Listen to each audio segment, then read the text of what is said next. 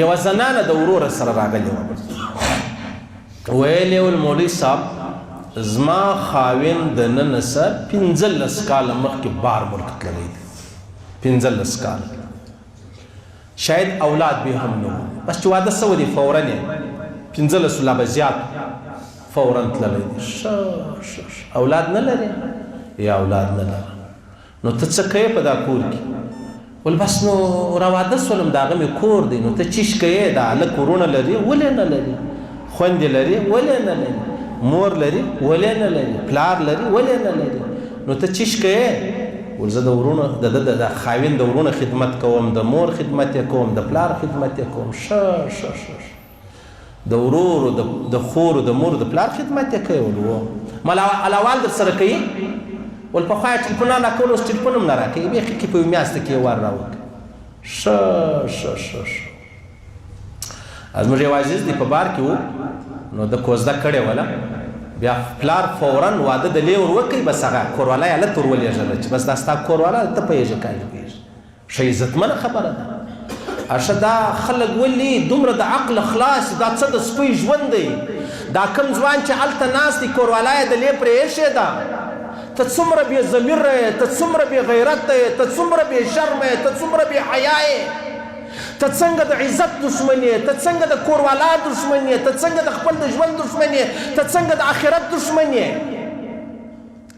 دا ولې 15 کاله به یو بچی د چا په سر ناست دی او بیا به اولاد هم نه وي دی به تللی بار ملک پیسې ګټي ای بېوقوفه ای ظالمه دا ته چې کومې روپۍ ګټې دا چې ته رسته یې پیغور در کوم والله که مې پرېږدم چې هر څو ټینګان یاست ته دې د الله هغه کلام ووایي چې پر محمد رسول الله را نازل شوی دی که به تاسو ما ته په لاره کې نه درېږي که په تاسو چې کوم ټینګ ستا که به تاسو خوا نه بدوئ ته تللی روپۍ ګټې ستا کور والا ستا د ورور مزدوره ده ستا د پلارو د مور مزدوره ده دا ستا ورېندارې چې کوم بنګړي په لاس کړي دا ستا هغه روپۍ دی چا تا را لېږلي دي ورور دې د کوروالا سره زوړ سو او ته بیا کوروالا زوړ شوې بیا چې کله دا کوروالا په دروازه کې ودرېږي بیا ته ورونو ته وایه چې مې پرېږدئ د پلار کرې مه پرېږدئ د ورور کرې مه پرېږدئ بده خبره ده او تا چې هلته هره دنده کوله ته به بدکارۍ نه کوې ته به شراب نه څښې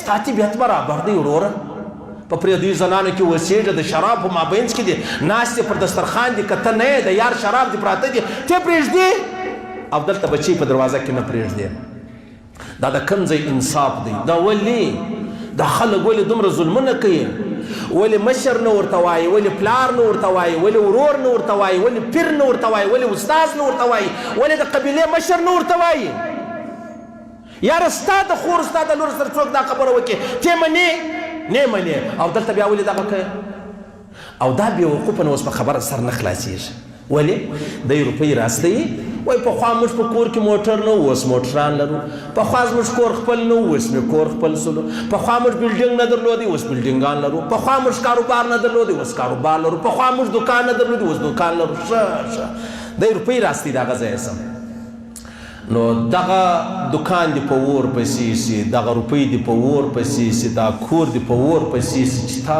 د معاینې د کوروالا په عزت وګټلې تا د کوروالا په عزت ګټلې نو کوروالا عزت یې دلته پرېښوی او بیا د دا خیال دی چې زه ولاړ سمه وطن لره کور ته نو به زما ورونه بس چې راشي قرار به ما ته کورونه را تقسیم کړي بلډینګونه و دوکانونه به را تقسیم کړي چې دلې راشي چې څومره حصه د ده دا وه د خو نه 20 کاله په بار کې تېر کړي دي د هغومره حصه یې هغه په کور کې چې د کوروالا سره زوړ شو د هغه ورور هم ده نو دی وا ورونه ته وایي نو ولې دا خو ما ګټلي دي ورونه څه ورته وایي وایي موږ بیا کور درپسې کتئ وایي موږ بیا کور درپسې کتئ ښه تا کور راپسې کتئ دونه لویه حصه دې سوه نو چې زه ګرد عمر ورک کړم نو زما حصه ولې دا رقم سوه څه بې عقلان دي څه بې وقوفه دي څه ظالمان دي دا به څه کوو دا پښتانه نه دي الله رب العزت چې د جهنم اور پیدا کړي داسې د پښتنو پر طبیعت برابر اور دی په خدای دې مې قسم وي که د بل چا پر طبیعت برابر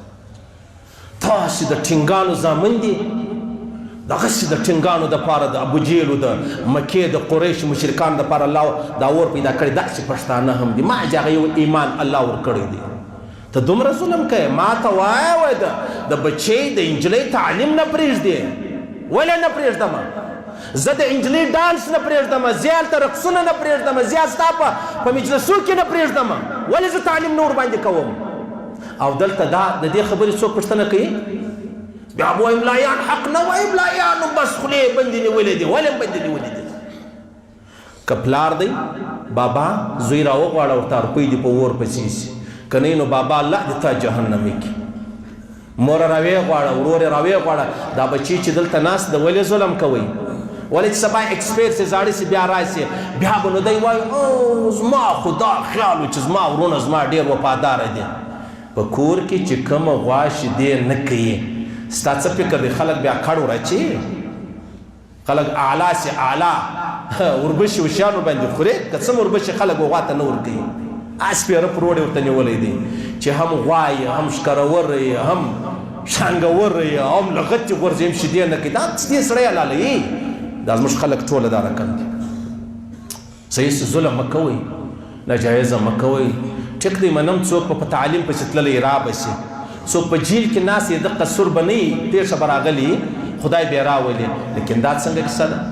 په چرسو کې لګېدلی ونیول سو 25 کاله دي سزا سو، په جیل کې ناست ستا کور والا به ستا په انتظار یې. مه کوئ ظلمونه مه کوئ. الله به هم در دې لا بدتر کړي، الله به هم در دې لا ذلیله کړي، الله به هم در دې لا رسوا کړي. صحیح سو؟ نو د دې ځوان دا خیال دی زه روپۍ ورځ کوم به زه چې ورځم ډېر جایداد به زما پر نامه یې. نه ستا په نامه نه دی، ستا چې څو وروڼه 10 وروڼه دي د 10 وروڼو په نامو دی. هغه وایي موږ کور کتی، موږ کور کتی. څومره ظالمان. هغه عباده بن عقیل ډېر غټ سړی، هوښیار سړی تېر سوی دی، عقلمند سړی تېر سوی دی، پوه سړی تېر سوی دی. دی وایي ما واده وشو. دی په رنګ ډېر بدرنګ و، بدصورت و. واده چې وسو کوروالا مې د رنګ د خوا ډېره برابره وه، ډېر ښه رنګ الله ورکړی و. ما ویله ګوندې بس شکر دی خدای پاک ما ته اولاد راکړي. په عقل کې به ما ته څه وي؟ زه خو نو ډېر عقلمند یم، هوښیار یم. په ښایست کې په رنګ کې به و مور ته څه وي؟ بس شکر دی. ولا هغه چې الله اولاد راکړی ویلې په رنګ کې ما ته څه وي، په عقل کې و مور ته څه وي. مور یې بیا ډېر بېوقوفه و بېعقله وله. د ده خو دا خیال و چې زه په رنګ بدرنګ یم، کوروالا په رنګ ښایسته، زه عقلمند، کوروالا څه بېعقله وله. خدای به هغه د دې رنګ بچیانو ته ورکړي، زما به عقل ورکړي. هغه خبره دا بلې خوا ته راله، رنګ یې د ده ورکړي، عقل یې د مور ورکړي. نو چې یو سړی بدرنګ یې هم یې بېعقله وي، دا ډېره بده خبره نه ده. یو سړی بدرنګ یې هم یې، بدصورت هم یې، او بېعقل هم یې، دا به څنګه خبره وي؟ نو دلته د دې ورونه دا خیال دی وایي زما داسې جایداد جمع کېږي، زما داسې روپۍ جمع کېږي، زه به ورسمه، قرار به زما کار برابر سي. نه نه نه، کرالې ولاړ والله کسې چې په 2م او 5م ورځ دې بیش نه یې کړی او کور دې نه یې پرېښی او عدالت پر مولوي صاحب نه یې ګرځېدلی. ظلم مه کوئ، ناجایزه مه کوئ. د ظلم پای ډېر تریخ دی، د ناجایزې پای ډېر تریخ دی. که ته له بله سره کوې الله به ستا پر کور دغه مشکل راولي. الله به ستا خور و لور الله دې نه کوي، الله دې نه کوي، هغه به دا مشکل راولي.